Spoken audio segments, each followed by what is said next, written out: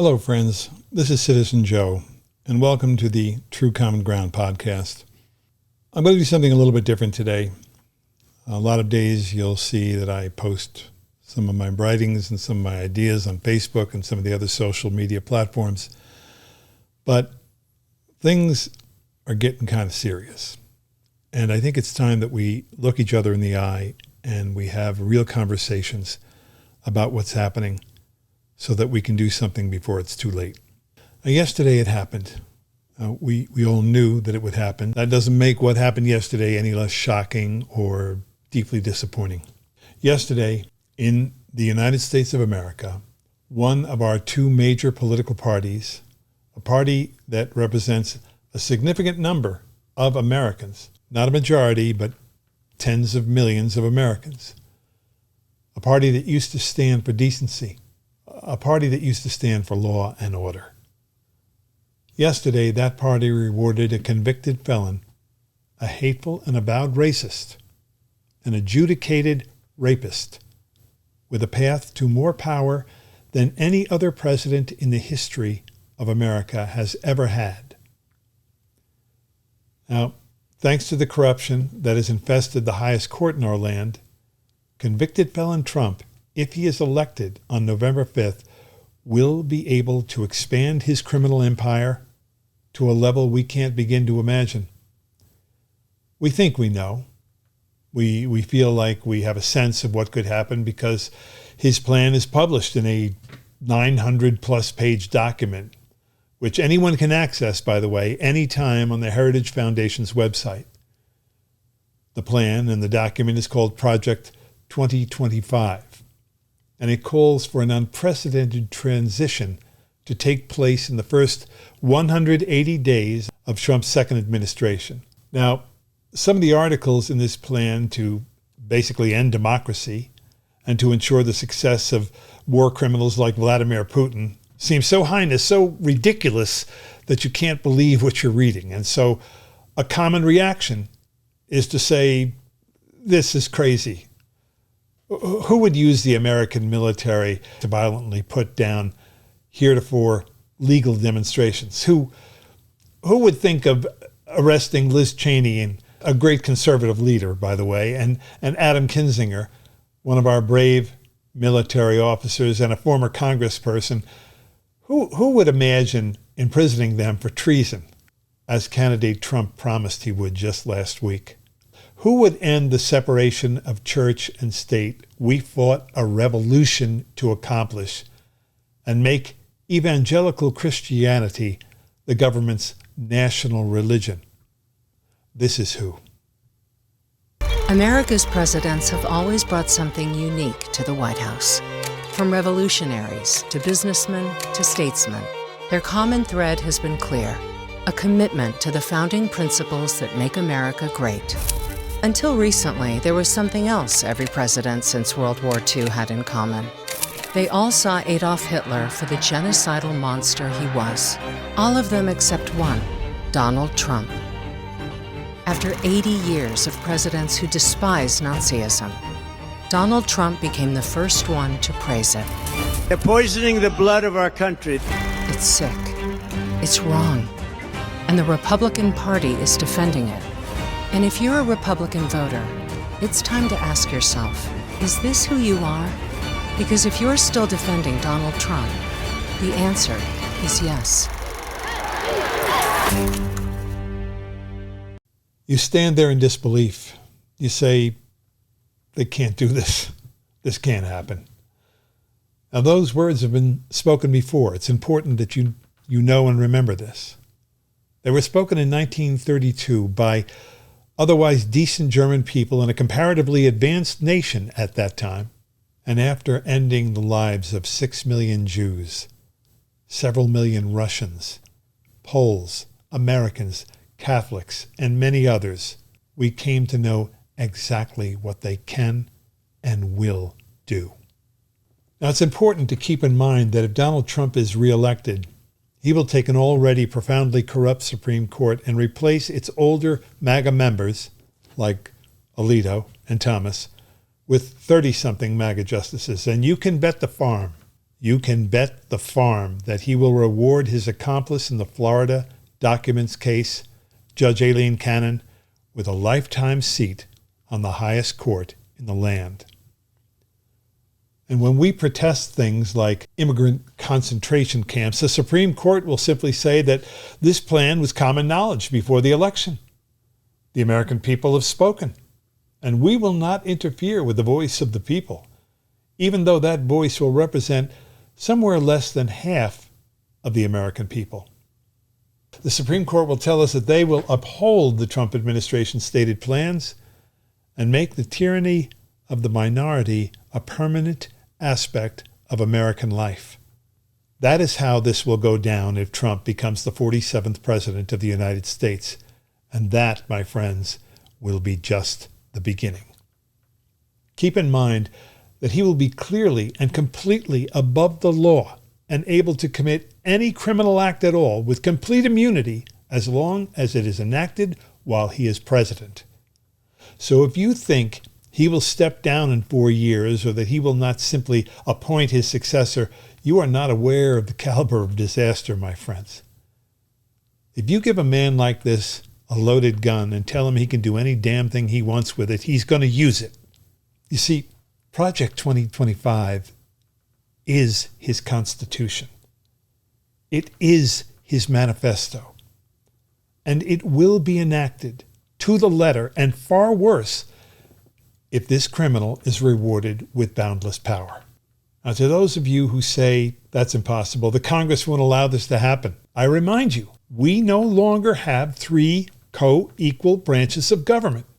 We do not. Project 2025, together with the Supreme Court's outrageous decision, makes this and every president after a dictatorial monarch with far greater power to act in any manner they so desire than any Congress ever could, aided and abetted by a corrupt and dismantled Republican Party and a profoundly corrupt and out-of-control judiciary. There's nothing the felon Trump cannot accomplish. Nothing. Look, I'm asking you to heed my warning. This is just the beginning of the end of America and very likely the end of the world as we know it. Because when Trump abandons our allies and the North American Treaty Organization, NATO, and Putin prevails in Ukraine and begins his march across Europe, and believe me, he will march across Europe, starting with Poland, it will be our children and our grandchildren who will be drafted into military service and once again sent to their deaths by old, rich white men who would never send their sons or daughters into battle. When my friends and I were dealing with things like Vietnam, Donald Trump was freed from any military service by a doctor who was willing to accept enough cash to say that he had a serious bone spur that prevented him from serving in the military. Of course, plenty of other officials were no doubt taken care of during that time too. And Donald Trump was certainly not the only one who was bought out of military service. That's the way things were done back then. And it's the way things will be done again if this draft-dodging cheat takes control of our country. This man who has absolutely no respect for those who have served. Donald Trump is a draft dodger, a dishonorable coward unfit to be commander-in-chief. He attacked John McCain, who was tortured for 5 years in a North Vietnam hellhole, and refused early release unless every American was released. He's not a war hero. He's a war hero. He's a war hero. 5.5 years. He's a war hero because he was captured. I like people that weren't captured, okay? He refused to visit the cemetery of our fallen in France, saying, "Why should I go to that cemetery? It's filled with losers." He accused the heroes who served in Iraq of stealing millions to make themselves rich.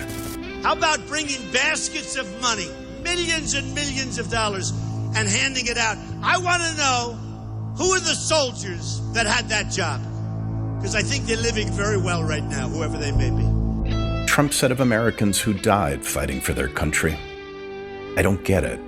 What was in it for them?" He mocks our generals. I know more about ISIS than the generals do, believe me. George H.W. Bush was the youngest Navy pilot in World War II. On a bombing mission in the South Pacific, His plane was hit by anti-aircraft fire and on fire, but he completed his mission before bailing out. An American hero, but not to Donald Trump. Trump referred to President George H.W. Bush as a loser. No Trump family member has ever served in the military, but Donald Trump said that dating was like going to Vietnam. Dating is like being in Vietnam. And if you have any guilt about not having gone to Vietnam, right, we have our own Vietnam. It's called the dating game. That's right. I always wanted to get the Purple Heart. This was much easier. No, Donald Trump will never serve a day and has never come near a field of battle. And yet, he felt good enough to walk tens of thousands of his golf courses with his bone spur while his countrymen fought and died so he could do so. I cannot overstate the existential danger of this moment in history. I cannot overstate the clear and present danger of this demagogue. Now, you're going to hear him and his insipid VP candidate lie nonstop about Manifesto 2025 because they know it's an election killer. They will say they know nothing about it, even though some 104 staffers and higher-ups from the first Trump administration either authored or are certified administrators of Project 2025. They will say they know nothing of it, but they have no belief in it. But they also know that as long as it is posted for all to see, any actions to initiate the plan after he is elected cannot and will not be stopped. You need to remember that we're dealing with a demagogue, surrounded by criminals and sycophants. There is no depth to which they will not go to ensure the expansion of their power and their wealth. So what can we do? What can any of us do? I know that many people, they come to me and they say, I don't know what I can do. I don't know how I can help anymore. This all seems like too much. We seem to be drowning in illegality and injustice. We can keep fighting. We can keep fighting the good fight.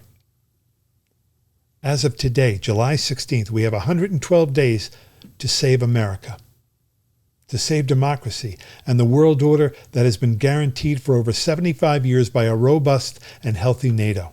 We can spend some time every single day trying to inform and convince independent voters of the catastrophic danger of a Donald Trump presidency. You can do this face-to-face like I'm trying to do right now. You can send emails. You can text friends.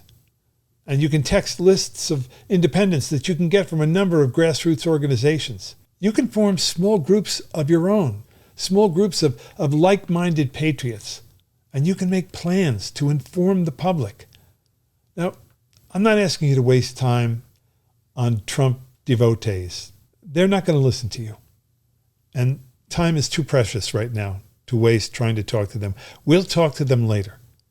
We'll get to them later, and we'll find a way to build unity again later if we can stop Trump.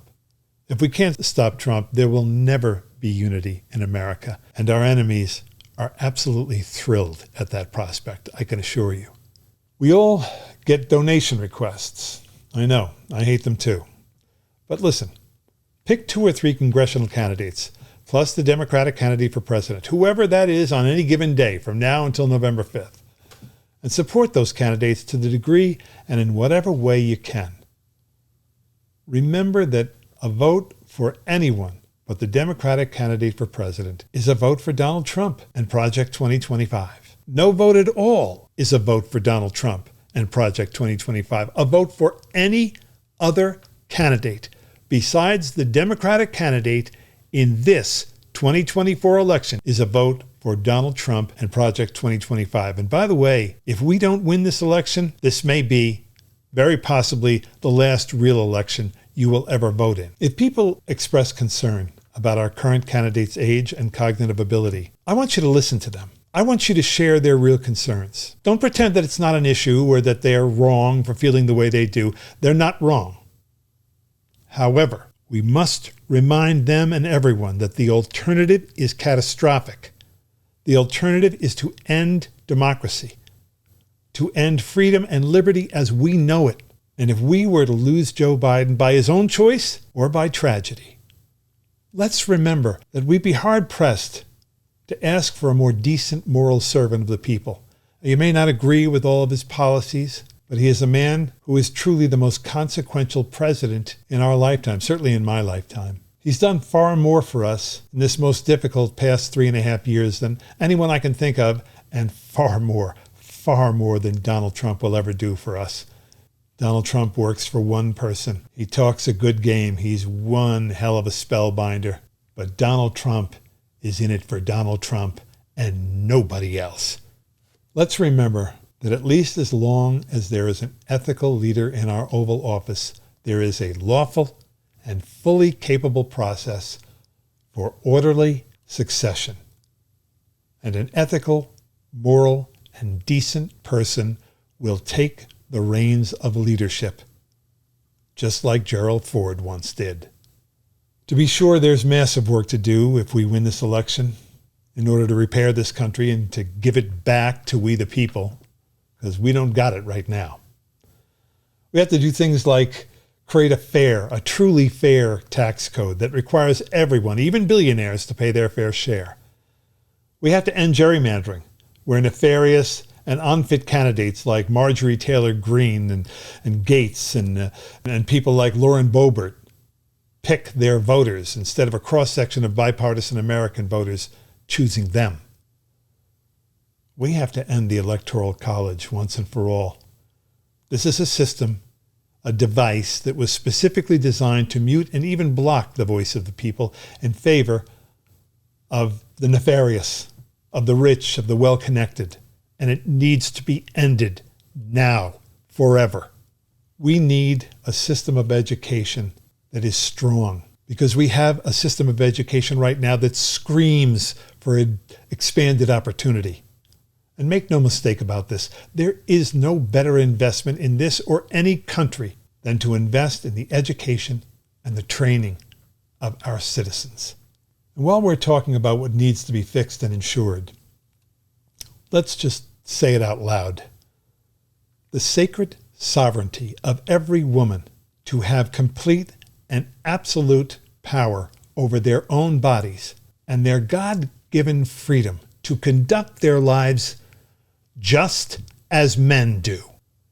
We will need also to restore the safety nets and the resources needed to ensure a healthy and robust society. Things like giving pregnant women options that might help them to support other choices when they're thinking about whether to have or not to have a child.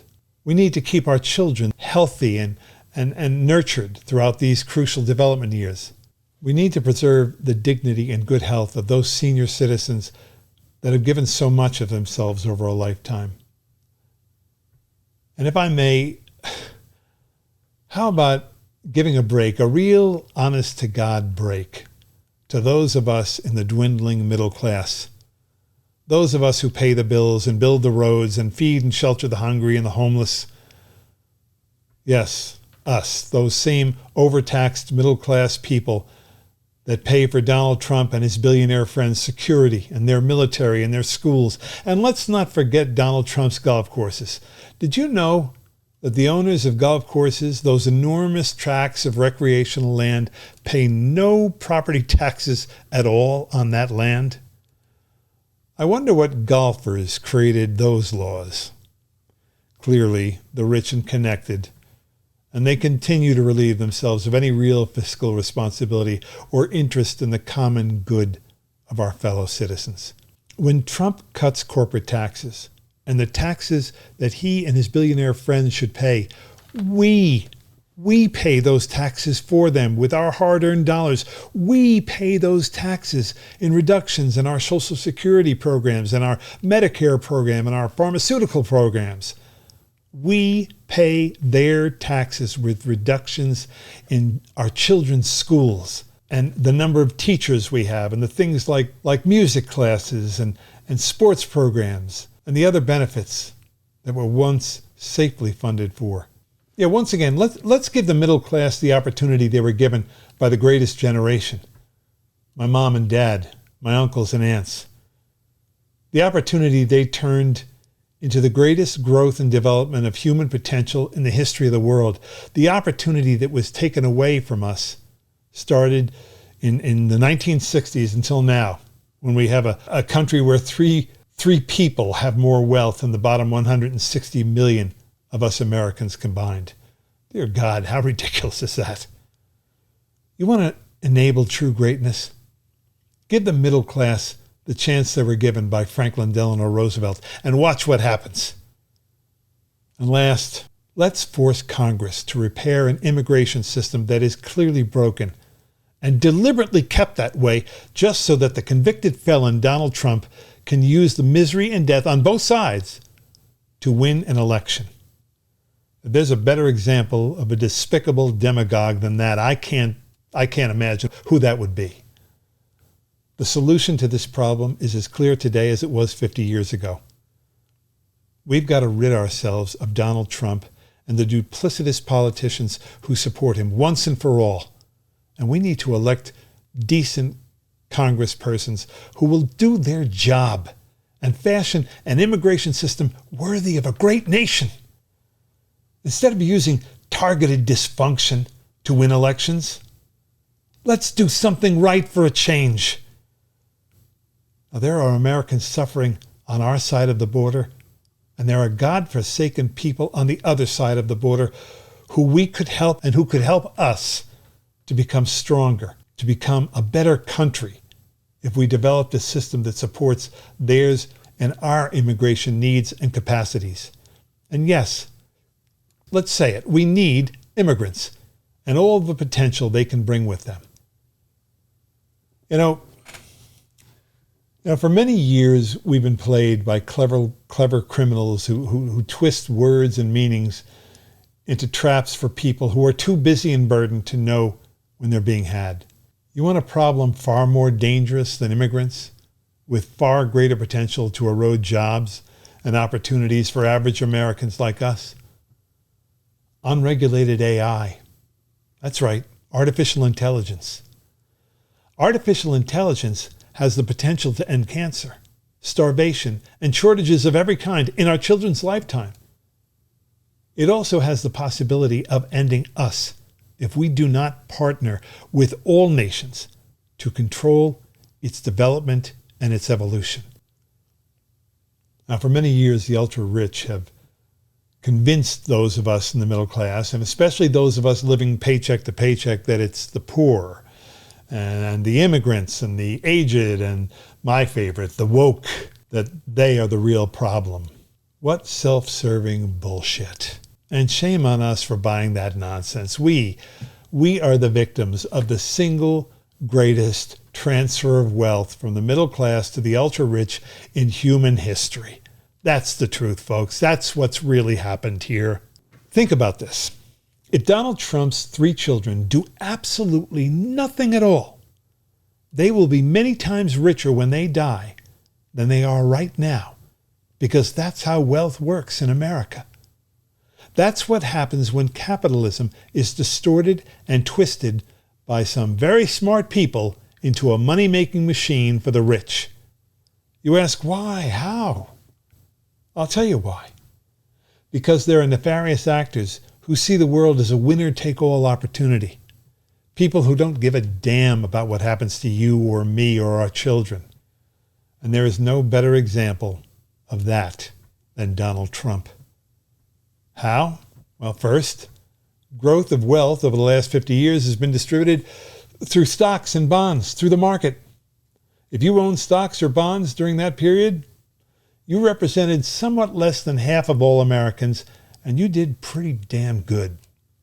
In fact, as of 2024, there are 756 of you who are billionaires, living in 43 of the 50 United States and Washington, D.C. Just last year, there were 614 billionaires. This year, 756. And folks, when those billionaires die, they will transfer all their wealth to their children. And the cycle will repeat and repeat and repeat until the backs of every average American are broken. This is not sustainable. And no country that deprives over half of its people from benefiting from the growth of its wealth and prosperity will long survive. So there you have it. This is my manifesto and my warning. You should think about this while there's still time. You should commit to a set of patriotic beliefs and ideals yourselves. You should question authority and everything you hear or read, including this podcast. We have 112 days left to stop that man and the richest, most selfish people on earth from destroying what's left of this country. Now, there's no time to spare. There are no magic leaders in Washington that can do this for us. There certainly isn't a Congress equipped to do this for us right now. There is only us. We, the people. We and our votes on November 5th are the last best chance for peace, hope, freedom, liberty, and justice for all. This is our time to form that more perfect union. Our time to assure the success of liberty here and around the world. The pursuit of happiness is ours to lose. This precious gift of self-government called America is ours to lose. It is up to us to save this democracy. God bless, and good luck. November 5th, 2024. Donald Trump defeats a divided and dispirited Democratic campaign. On January 20th, 2025, Donald Trump is sworn in as the 47th President of the United States. Unfortunately, he keeps his promises. Trump seizes control of a divided government, signing hundreds of executive orders implementing Project 2025. Trump replaces over 50,000 civil servants with hardline MAGA loyalists. The federal oath of office now requires declaring loyalty to the president, not the Constitution. Protected by the Supreme Court's grant of total immunity for official acts, Donald Trump orders the Department of Justice to arrest members of the January 6th Commission, current and former DOJ employees, and political opponents for treason, election interference, and conspiracy. He declares it to be an official act. Trump ends birthright citizenship by executive order and turns millions of American-born citizens into illegal aliens overnight. Mass deportations begin. Hundreds of thousands, including legal U.S. residents and American citizens, are imprisoned in newly built camps. Protests erupt. Trump addresses the nation from the Oval Office, invoking the Insurrection Act and declaring the protesters a danger to American sovereignty. He orders the National Guard to use deadly force to suppress the protests. In the wake of the bloody violence, Trump declares nationwide martial law, awarding himself new powers under the freshly signed American Sovereignty Protection Order, which defines protest of immigration policies as non-protected speech and a threat to national security. Governors in New York, California, Illinois, and elsewhere declare their opposition, promising to refuse compliance in their states. Trump orders their arrests. Trump pardons every January 6th attacker, including those who assaulted the police, and in a White House ceremony issues a new presidential medal honoring them. Many are given jobs in his administration. The Department of Education is renamed the Department of American Values and mandates a nationwide Christian nationalist curriculum for all schools receiving federal aid. Trump, joined by Speaker Mike Johnson and evangelical leaders, announces that the Department of Health and Human Services has reclassified mifepristone, making it illegal to distribute or prescribe, as well as new HHS regulations that make IVF treatments impossible to legally administer.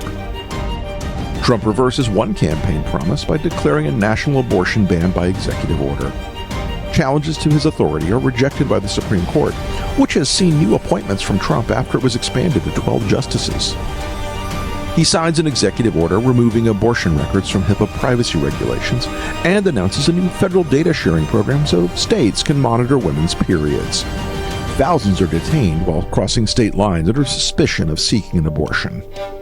Trump's acting Secretary of Defense, a disgraced ex-general, fires over 400 generals and admirals, leaving the military leaderless. Other Trump appointees purge the ranks of the CIA FBI, and Department of Justice. By executive order, Trump withdraws the United States from NATO and ends Pentagon cooperation with Ukraine. Russian tanks enter Kyiv. Vladimir Zelensky is killed. It is announced that Trump will run for a third term, claiming he was unfairly cheated in the 2020 election. His Supreme Court ultimately agrees with this interpretation, paving the way for Trump's 2028 re-election. If you hear all this and believe it isn't possible, then ask yourself, what did you believe was impossible just 8 years ago? This isn't a fantasy. It's Trump's plan, and he's counting on you to believe it couldn't happen.